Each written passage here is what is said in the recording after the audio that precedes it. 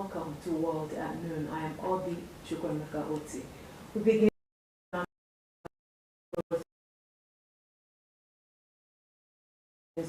members of the Nigeria Labour Congress NLC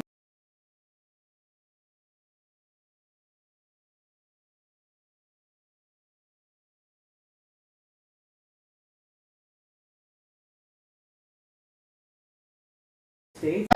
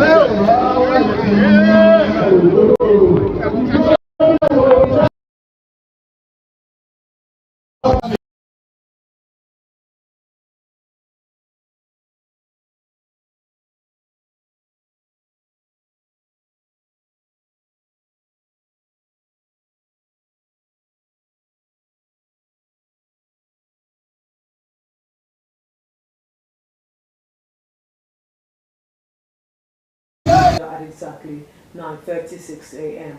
Unions taking part in the protest include the Medical and Health Workers Union of Nigeria, the FCT Council, the National Association of Nigerian Nurses and Midwives, and the Nigeria Union of Teachers and Construction Workers Union, among others.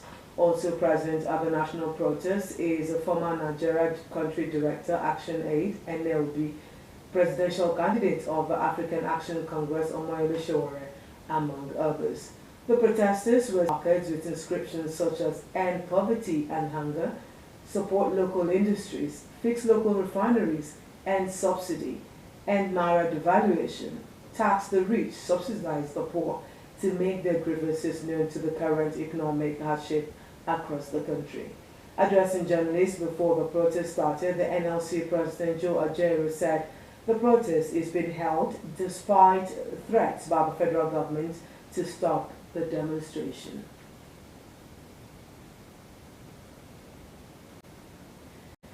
In the May 100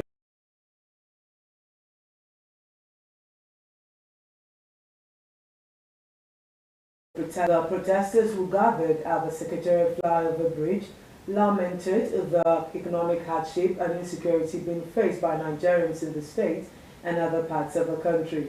Describing the situation as unbearable, the protesters called on the federal government to act quickly and save Nigerians from further sufferings. They also demanded an end to the security challenge in the country. The state chairman of the NLC, Eugene Manji, who led the protest, said Nigerians are not happy over the situation in the country that has brought untold hardship and sufferings of the citizens, which started immediately after the removal of oil subsidy.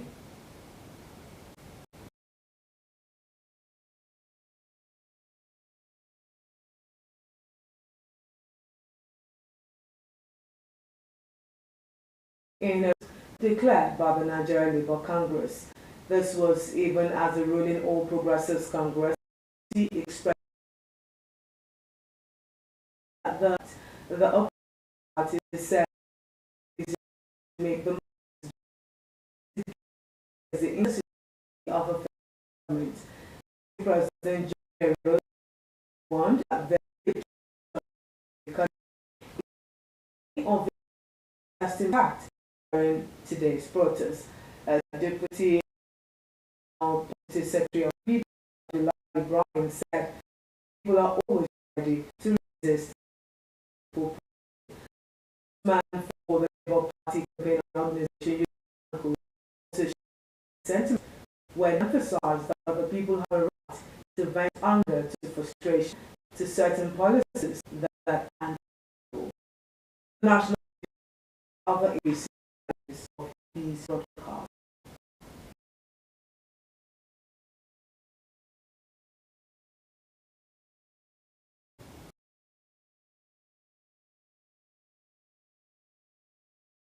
Social send up words addressing journalists after the Federal Executive Council meeting on Monday. The Minister of Finance and Coordinating Minister of the Economy, Wale Edun, disclosed that the program would see unemployed Nigerian youths being paid stipends. Similarly, Edun said the federal government will urgently establish a consumer credit scheme to elevate the pains of economic adjustment. He explained that the Chief of Staff to the President, Femi Gbajabiamila, will lead a committee that includes the Minister of Budget and Economic Planning, the Attorney General of the Federation, and himself, the Coordinating Minister of the Economy.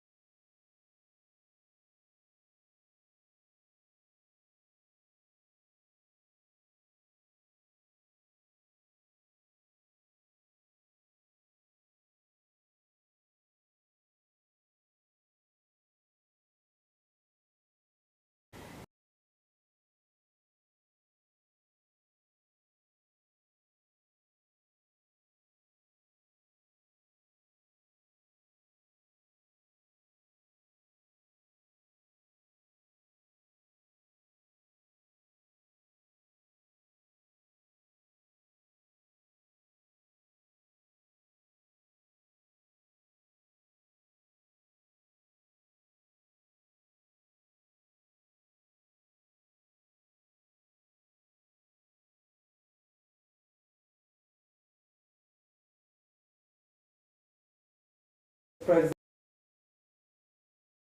on Friday.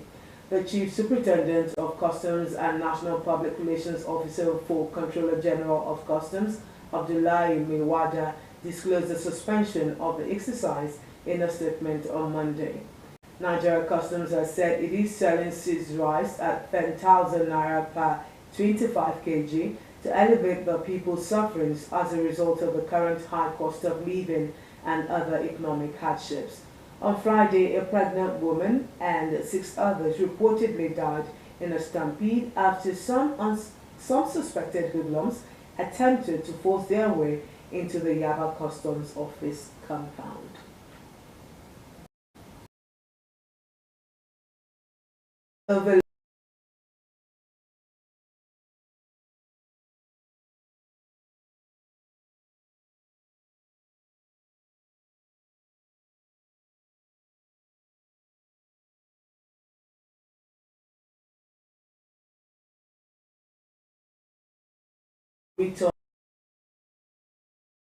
Orita government of Ondo State, which according have not been complete.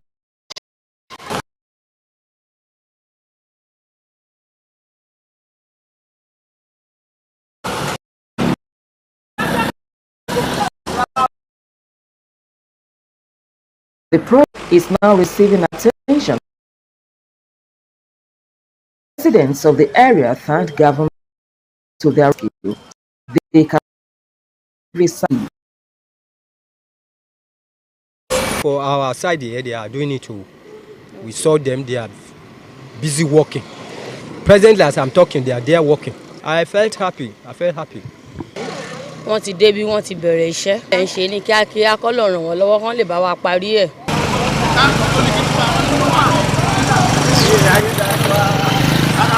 Those at the other end, Elesare Okeodu axis also the door coming unbearable. Dust is very, very is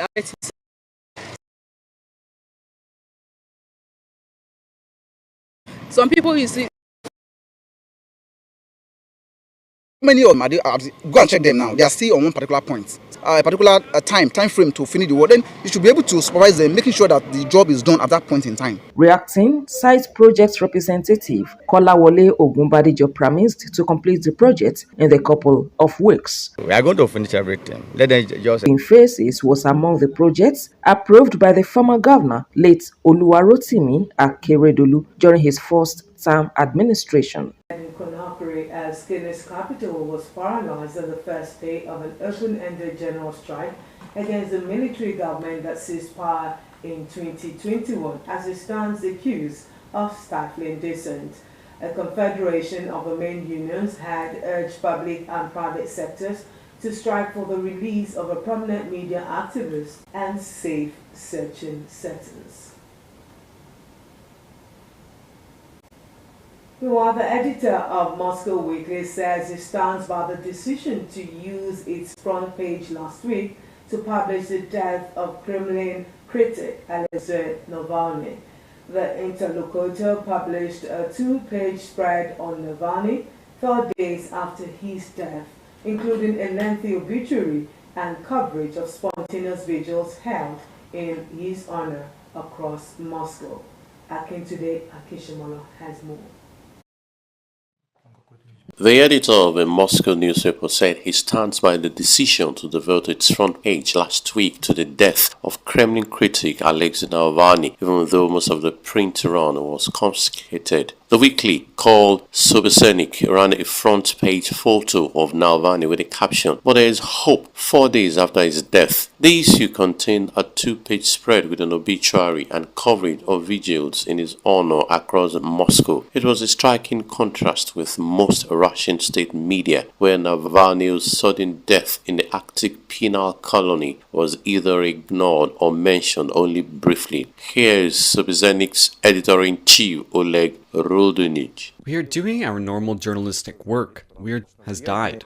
Shortly after hitting newsstands, virtually all copies were confiscated. Sobesnik focuses on coverage of society and politics with a liberal bent and previously published several interviews with Navalny. Rodogin says Sobesnik is effectively the last printed newspaper in Russia that, quote, does journalism, not politics. Under President Vladimir Putin, the Kremlin has clamped down on press freedom. Most independent media outlets have been shuttered or forced into exile. All state media is directed to toe the government line. Russia's internet watchdog blocked the newspaper's website after the start of the Ukraine conflict, and the paper has tried to create new sites the readers inside Russia can access. When news of its confiscation began circulating in Moscow, Rodin says he received many calls asking for extra copies. He said the newspaper, which has a print circulation of around 154,000, is now more popular than ever among readers. For now, there are no problems with distributors, but Rodogin says the paper is braced for a possible further clampdown. Akintunde Akishimola for Osrc News. Before the 2016 presidential election, Aderonke Kolawole has the detail. Prosecutors are seeking a gag order for former U.S. President Donald Trump in his upcoming New York trial involving hush money paid to a porn star, according to a court filing made public on Monday, noting Trump's long-standing history of attacking witnesses, investigators, prosecutors, judges, and others involved in the illegal proceeding against him. The Office of Manhattan District Attorney, having Bragg has asked a judge to restrict Trump from making public comments about witnesses or exposing the identities of jurors. Bragg's office also asked that Trump be barred for commenting on prosecutors on the case, other than Bragg himself, as well as court staff members. A spokesperson for Trump's campaign said a gag order in the case will infringe on Trump's right to free if implemented. Trump is accused of falsifying business records to cover his lawyer, Michael Cohen, $130,000 payment to Stormy Daniels shortly before the 2016 election to keep her silent about a sexual encounter she said she had with Trump's a decade earlier. Hi, everyone. He has denied any such relationship. Trump, who is cruising towards the Republican nomination to challenge Democratic President Joe Biden in November, is scheduled to go on trial in state court in Manhattan starting on March 25th. It's one of the 4 criminal cases against him. He has pleaded not guilty. Aderunke Kolawole, Osrc News.